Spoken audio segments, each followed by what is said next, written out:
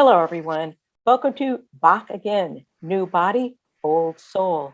I'm Mary Jacobsen, host of the morning show with Newburyport Community Media, and I'm thrilled and honored today to be interviewing Jane Ring Frank, who's director of the Cantamus Chamber Chorus here on the North Shore.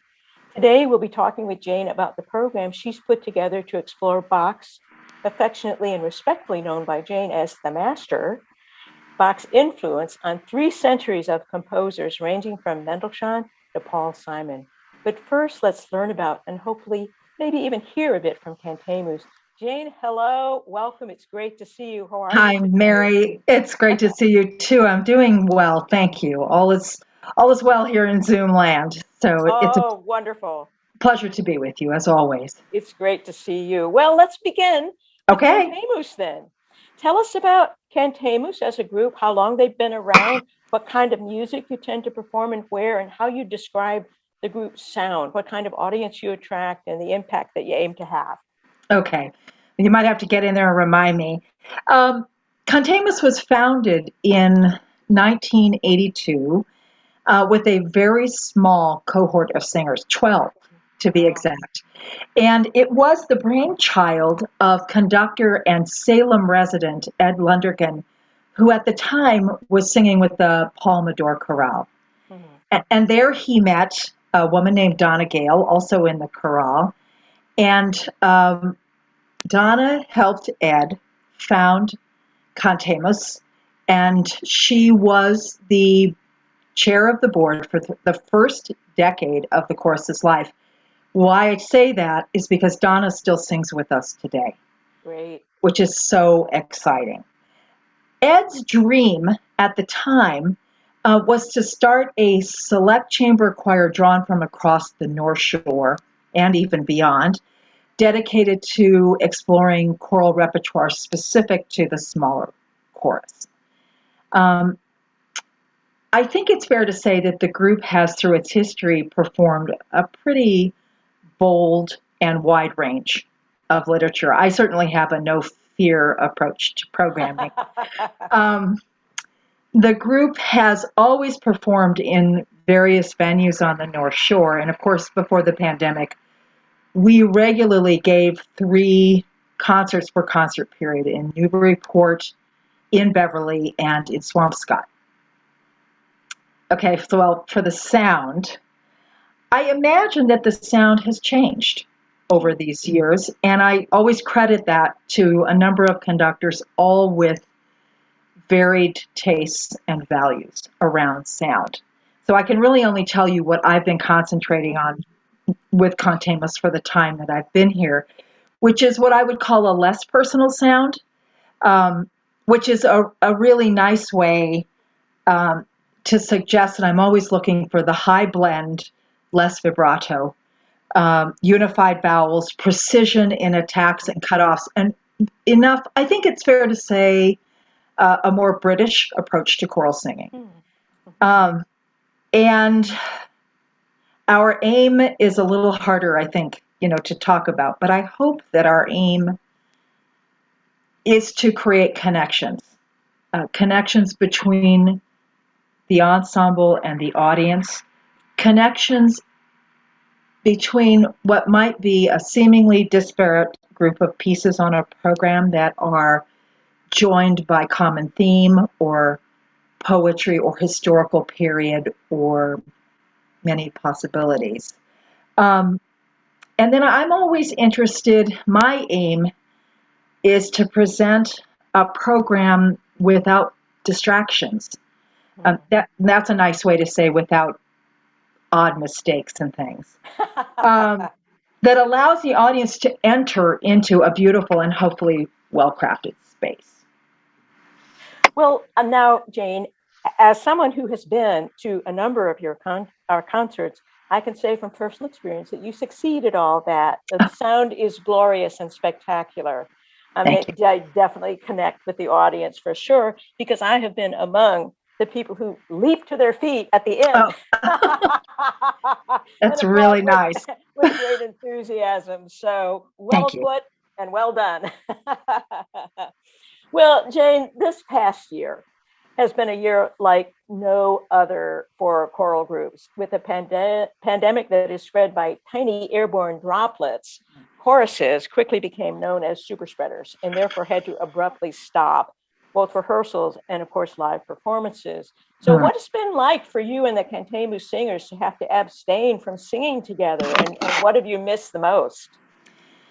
Well, I'm not sure I have a lot of new ideas on this subject, but our last rehearsal in person together in the same room took place on Tuesday evening, March 10th of 2020. Yeah. And there's no sugarcoating it. For anyone that sings in a chorus, this has been very difficult. I think people sing in choirs for the intimacy that comes from closely listening to one another and from having a common goal. Mhm. I think they sing for the social connections, for joy, for beauty, for laughter, for abject failure, and for some kind of musical redemption in Mhm. the end, something that brings pleasure to others. Yeah. So I think it's been very hard, and it's been so surreal. You must understand this. It's been surreal in a way that the thing that brings us so much joy is not possible. Yeah. And we wait hopefully for Yeah. when that's possible again. Yeah. Yeah.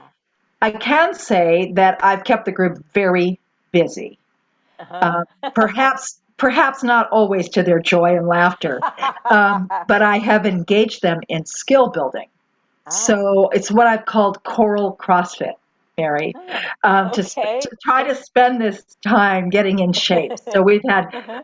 voice classes and sight singing, musicianship, improving our active and critical listening skills, deconstructions of major choral orchestral works, rehearsals, all virtual. So I have attempted to keep them, pedaling along. You've been working out. We've been working out. That's Yeah, great because those are the things sometimes you don't have time for when you're rehearsing and you have a concert performance in front of you. that's So, right. That's right. We've just kind of grabbed that opportunity. yeah. I think that, from my own heart, I can say that I have missed rehearsal because I actually love rehearsal more than Mm. performance. Hmm. And I think it's that the surprise of perceiving the incremental improvements over Hmm. time, what that Yeah. means, seeing light bulbs go off in singers' heads, the satisfaction of the music kind of finding and winding its way together. I Yeah. think that's what I have really missed. Right. I totally understand that. Yeah, I really do. yeah. Well, so it's been a year of deprivation, but I understand that you recently found a very creative way for cantamus to actually sing safely together. So, Jane, please tell us about driveway singing, I will. where the idea came from, I will. how driveway singing works, and the driveway choir that I believe cantamus planned for March 23rd. That is correct. All So right. the New York Times published an article in October of 2020, an extraordinary article about Bryce and Catherine Denny, who live in Marlborough, Massachusetts. Mm-hmm. They had, at the time, they were experimenting and developing ways for singers to safely sing together. And you are right, we became, quote, the driveway choir on March 23rd in the parking lot of the Topsfield Fairgrounds. I love it. Um, so Bryce and Catherine Denny developed a way that each singer sings in their car using a microphone with mixing boards and an FM radio station through which each singer can hear each other with no latency and no delay. And it's extraordinary. It's Uh-huh. completely extraordinary. So I stood on a 4.5 foot platform Uh-huh. that they provided, and I conducted to a sea of cars, which was riotous. And Jeffrey Mead, our keyboardist, was about 10 feet from me playing keyboards, and we had a wonderful time. So we kind of jumped at those Denny's when that article came out in the New York Times. I'll bet. And how did it feel to be able to actually sing together, even using this fancy technology, but nonetheless, you were all there in the same place, hearing one another sing? What was it like? Well, I think it was wonderful. I think it was so surreal and odd and so joyful. And it offered this really wonderful normality for a brief moment. The singers couldn't get out of their cars and see each other and talk to one another, but they could. Anytime anyone spoke into a microphone, we all heard it and we all knew who it was. And so it was really delightful. Wonderful.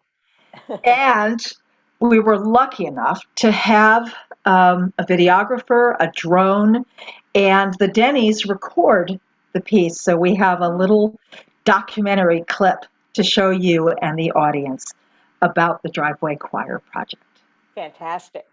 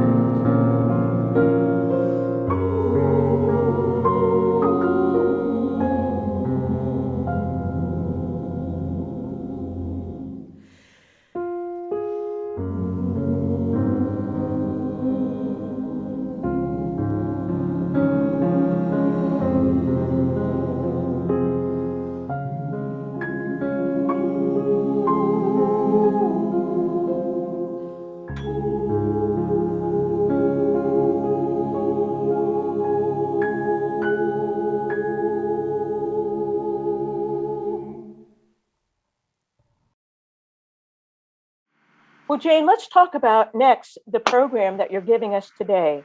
Why is it called Bach Again, New Body, Old Soul? Well, I originally, Mary, programmed Bach Again many years ago with my colleague, Dr. Robert Fink, musicologist from UCLA, for my professional ensemble, Boston Secession. Mm. I used a little bit of the same repertoire, but I really focused that concert on Bach's great keyboard prelude in C major, um, especially the way that it was transformed by Estonian composer Arvo Pärt in his terrifying Credo, which at the time he wrote as a kind of calculated spiritual and political response to the secularism and oppression of the Soviet government in Estonia. Mm-hmm. So for Cantemus, I shifted my view a little bit and really decided to concentrate on the chorales. Mm-hmm. And decided that what we could do is to really look at three of Bach's best loved and best known chorale tunes. They're sometimes called king chorales because Ah. they're so famous. So I think the old soul part is pretty obvious. Bach and that incredibly prolific output and the enduring magnificence of that output. The new body in the title is the subsequent use of those king chorales over time. You know, so many composers have used those tunes, as you said earlier, and those Bach harmonizations have been used by his children, by Mendelssohn, by Brahms, and on it goes. Mm-hmm. So it was a way to establish the tradition and move forward with it. Mm-hmm. Wonderful. And it would be helpful, I know, for me to get clear about what makes a chorale a chorale. How is it distinct from other types of Right, music? right. Well, this is a really interesting question because it's a pretty strangely simple answer. Um, in general, a chorale is a musical composition consisting of a harmonized version of a simple tune, Okay. most often a hymn tune. Ah. Not always a sacred tune, but most often a sacred tune. So, but the word chorale has actually become synonymous with a four-part setting, often soprano, alto, tenor, bass, or four parts, four instruments, as a harmonization of that tune. Mm-hmm. And Bach, quite famously, harmonized these chorale tunes. Mm-hmm. Well, that is a very straightforward description, which I'm always grateful for. That's great. Now, you selected three chorales, and let's see, out of how many chorales did Bach leave us? Nearly 400 chorale settings. Well, how hard was it for you to Well, narrow it down? well, uh, he used these chorale tunes as the foundation of countless cantatas and passions and motets, some more famous than others. Mm-hmm. And within the church context, the chorale served this important function.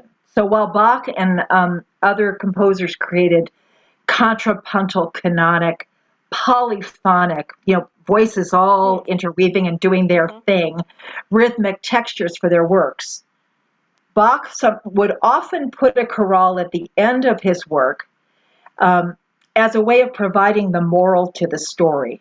Ah, okay. So in that the context of the chorale, all four parts generally sing the same words at the same time in approximately the same rhythm. This is called homophonic texture. Mm-hmm. And that allowed the congregation to hear the message because the Okay. words were suddenly clear and straightforward. So he could spend pages and pages and pages writing the most incredible, not necessarily understandable Uh-huh. polyphony, this Yeah. incredible music, and at the end could punctuate it by saying, and here was the moral. Right. Okay. Wonderful. Okay. Well, Jane, tell us about the first chorale that you've selected. I'm going to leave the German for you, but I understand the English is "Awake, the voice is calling." You can give us the German and tell us what this was based on. Sure. So I chose three of what I think really are the most famous chorale tunes, Uh-huh. which is how I sort of sifted through. And the first is Wacht auf, ruft uns die Stimme. Exactly as you say, awake, the voice is calling. This is from Cantata 140, BWV 140 of Bach's, and it's also known as Sleeper's Wake. Mm-hmm. This was a church cantata that Bach wrote uh, and was performed in 1731. It's considered one of his most mature and really popular cantatas. The hymn tune we all know because it has translated into our hymnals as Sleeper's Wake, the voice is calling, and it's often used in the Advent and Christmas seasons. The original tune was not written by Bach. It is a Lutheran hymn, originally written in German by Philip Nicolai, and it was first published in 1599. So here is the first example of Bach taking a tune that he liked and harmonizing it into a chorale. Okay, excellent. Now, what I've done is asked our keyboardist, Jeffrey Mead, to provide a straightforward Bach setting of Sleeper's Wake, Wacht auf, so that the audience can hear the original. Okay, excellent. Yeah.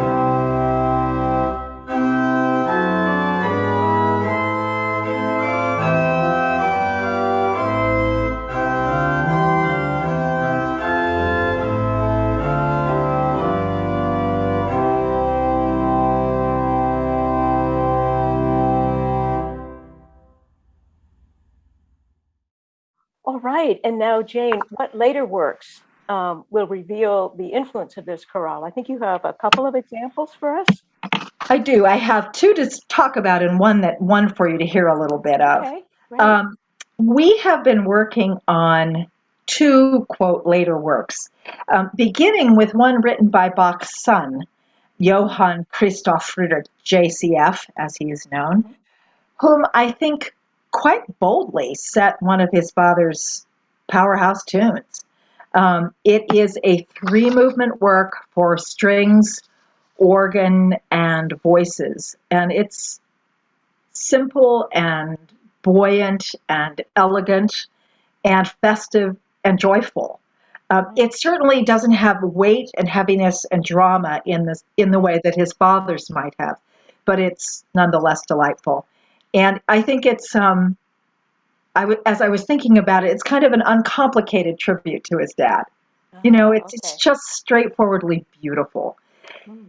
But the 20th century version that caught my ear is so kind of opposite to this, and this is an arrangement by Ward Swingle, who was a sort of thoroughly original conductor and arranger. He came into his critical acclaim in the early 1960s with the founding of the Swingle Singers. And they were known for taking jazz rhythms, simple scat, adding Baroque music, and creating this kind of cool, easy listening style. And that is the first example that I would love for you to hear. It's a little bit of the Swingle Singers singing their version of what they call Sleepers Awake. Great, let's hear it.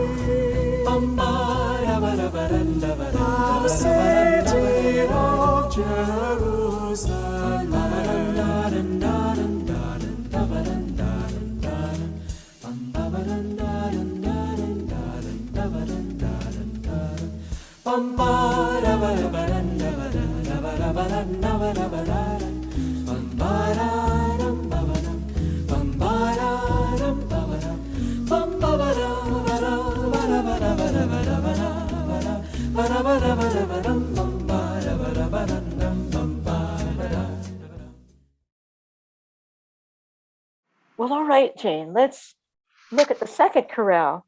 In English, Come Sweet Death, and with a melancholy title like that, I'm curious to learn the origin story for this work, and I'm sure you'll give us the German as well. I will. So, Komm süßer Tod, Come Sweet Death, Come Blessed Rest. So this is an interesting story. This was written originally as a solo song for solo voice and basso continuo. And this was written by Bach himself. And by means of melody and harmony, Bach was expressing that very Lutheran outlook, desiring death and ultimately heaven and redemption. So the piece has a kind of sweet melancholy. And what I asked Jeffrey Mead to do is to give us, again, a very original statement of that chorale tune. Wonderful.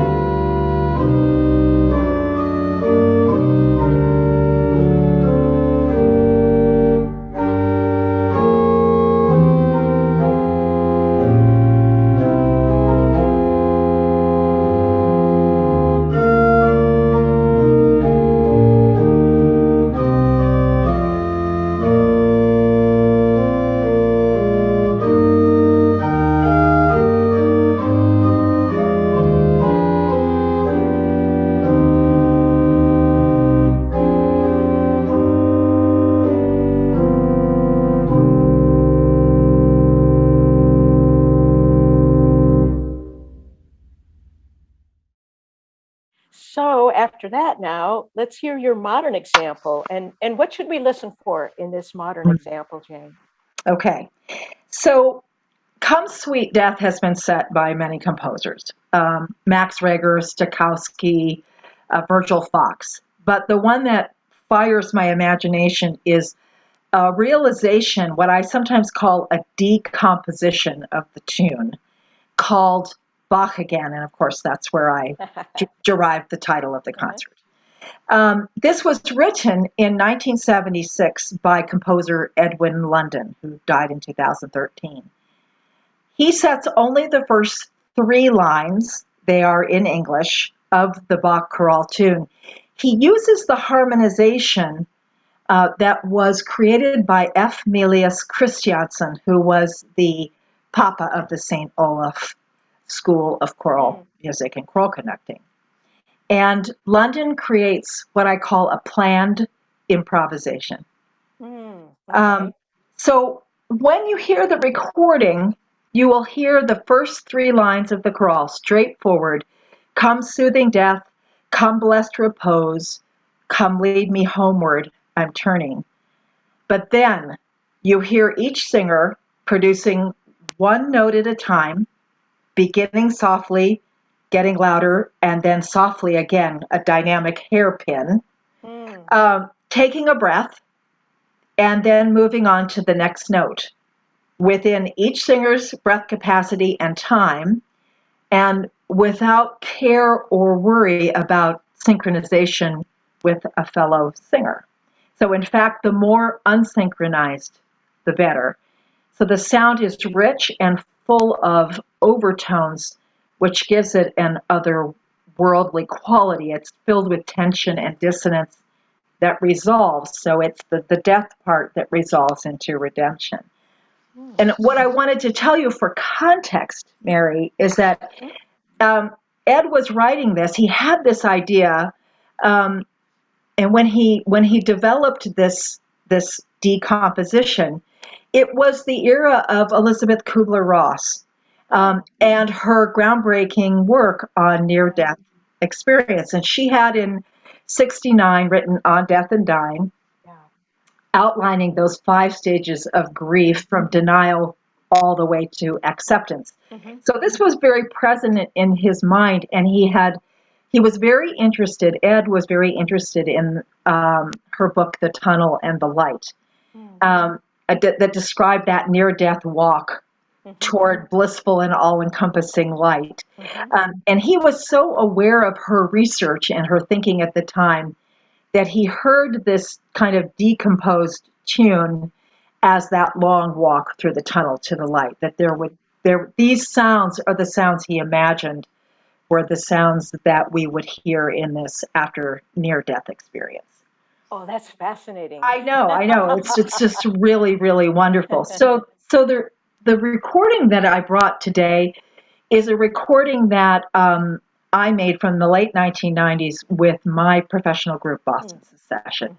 So this is a recording of Ed London's Bach again. Let's hear it.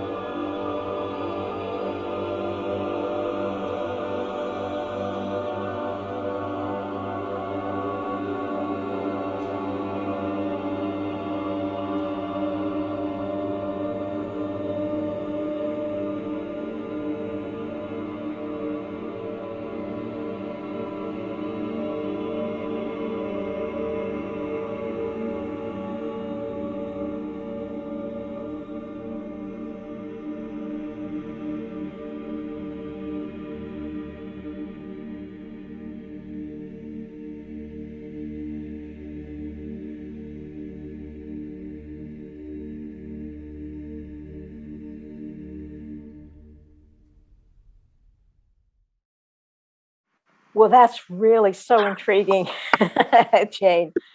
Thank you for playing that. Well, we have one more choral with the graphic and attention-grabbing title of "Oh, Head Full of Blood and Wounds." And I'm sure that's very dramatic in German. So please give us the German and tell us what the Sure. origin story for this is. Sure. This is O Haupt voll Blut und Wunden. And you're exactly right, O Head Full of Blood and Wounds. This is best known as Bach's Passion Chorale, and translates into almost every hymnal as O Sacred Head Now Wounded, something I think so many of us know. But O Haupt voll Blut und Wunden has a kind of wild history, which is one of the reasons that I love this tune. It began its melodic life as a kind of saucy secular tune that was written in the year 1600 by the late Renaissance, early Baroque composer Hans Leo Hassler. The tune's title, Mein Gemüt ist mir verwirret, literally means my mind's confused within me. And this was kind of the late Renaissance version of I'm in love, I'm all shook up. And it had jaggedy dance rhythms, and this tune that we know as the Great Song of Sorrow began its days as just a good old-fashioned heartsick love song. So it was that true blurring of the secular into the sacred, which is kind of wonderful. So the text, as we know it now, is actually a German translation of a long medieval Latin poem, Salve Mundi Salutare, Salvation of the World. And in 1609, Lutheran theologian Paul Gerhardt translated it into German. This is how we arrive at the O Haupt voll Blut text that we know today. He adapted the seventh canto of this enormous Latin poem. But from there, composer Johann Kruger appropriated the Hassler tune and put Gerhardt's words to it, slowed it all down, put Gerhardt's words to it, and it appeared in 1656 as Kruger's hymn. Now we know, as we detangle all the threads, who all was involved. Bach, of course, hearing it from Kruger's hymnal in 1656, ended up using this tune almost more than any tune possible in all of his writing. He arranged the melody, and he used 5 stanzas of the hymn in 4 different harmonizations in the St. Matthew Passion. He used the hymn and the text in the second movement of Cantata 159. He used the melody with different words for the Christmas oratorio, and he kind of craftily disguised the tune for his Cantata 161. So he just kept churning that tune out in varying forms over and over again. So I asked Jeffrey to take one of the very straightforward harmonizations, the most famous from the St. Matthew Passion, and give us a listen. Great.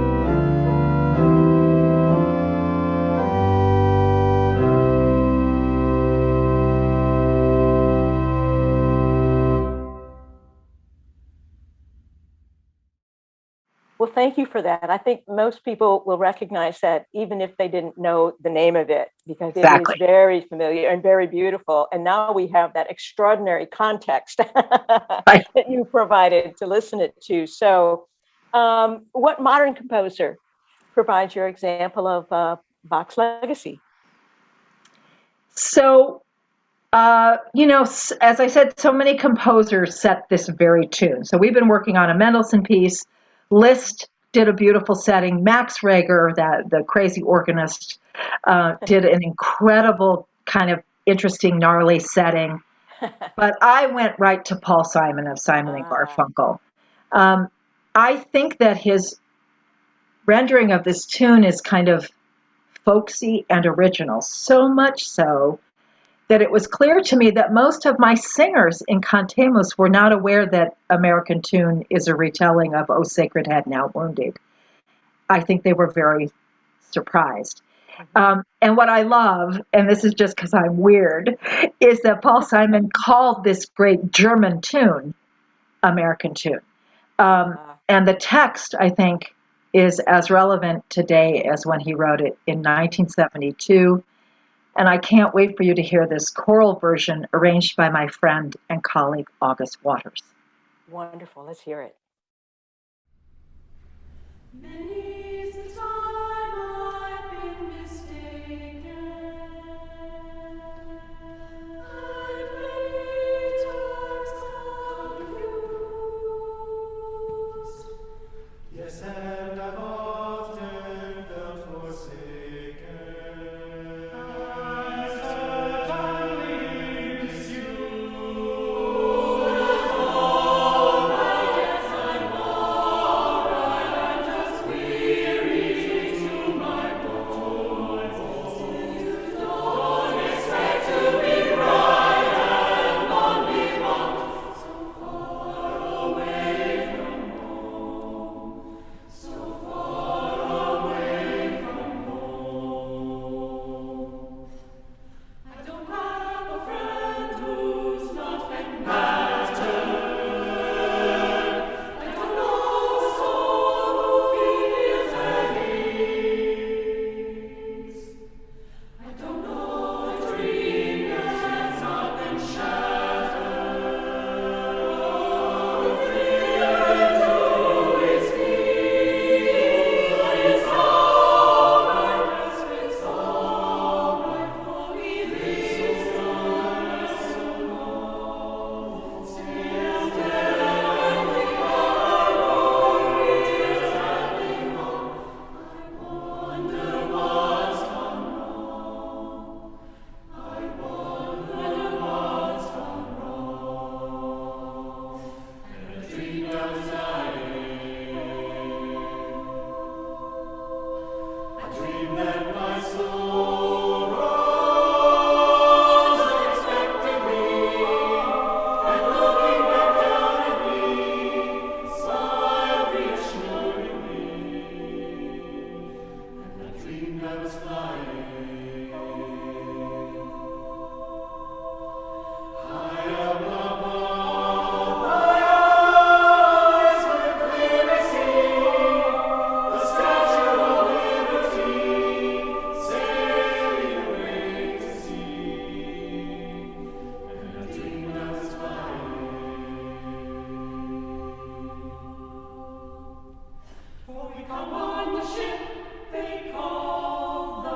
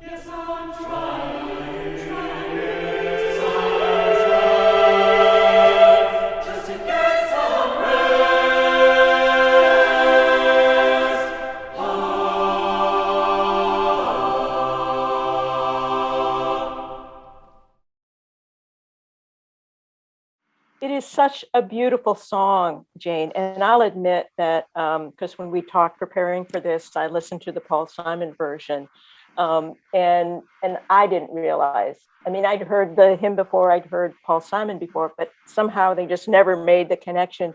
And do you find that you mentioned the chorus, a lot of people weren't aware of it. Do you find in general that most people are or are not aware of the connection between the American tune? Not. I do not think they are. And Yeah, I think it's a credit to how authentic the words are to what his own style of that tune. yeah, It's a credit to how um, it feels original in the yeah, best sense. yeah. And it's marvelous.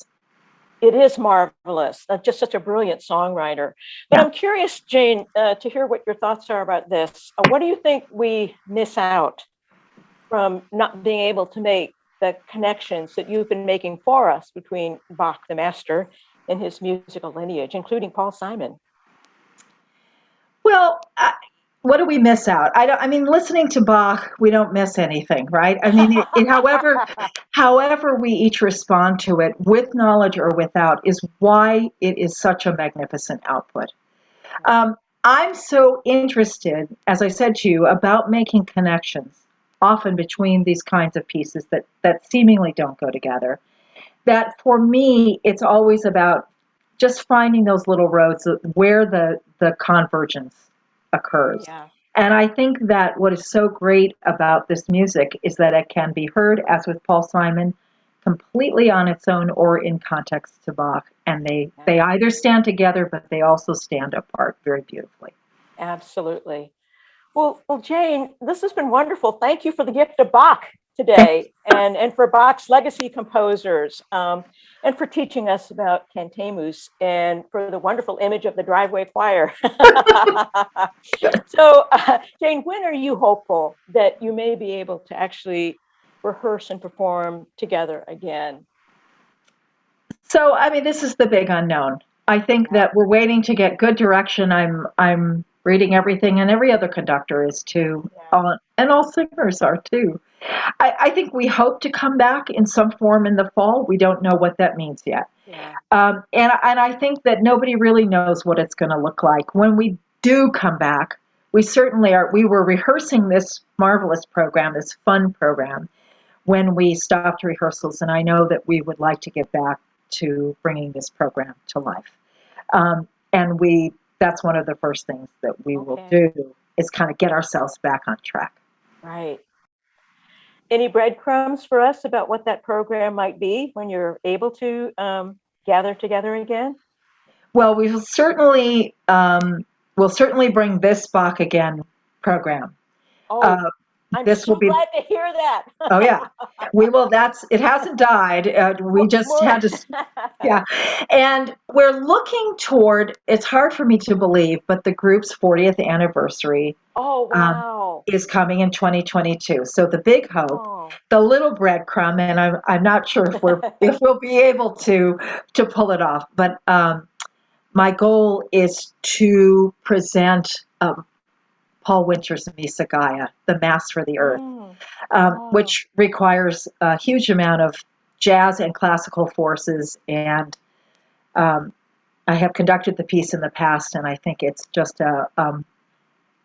it's a marvelous honoring of Mother Earth, and it's beautiful. So that's our hope for the anniversary.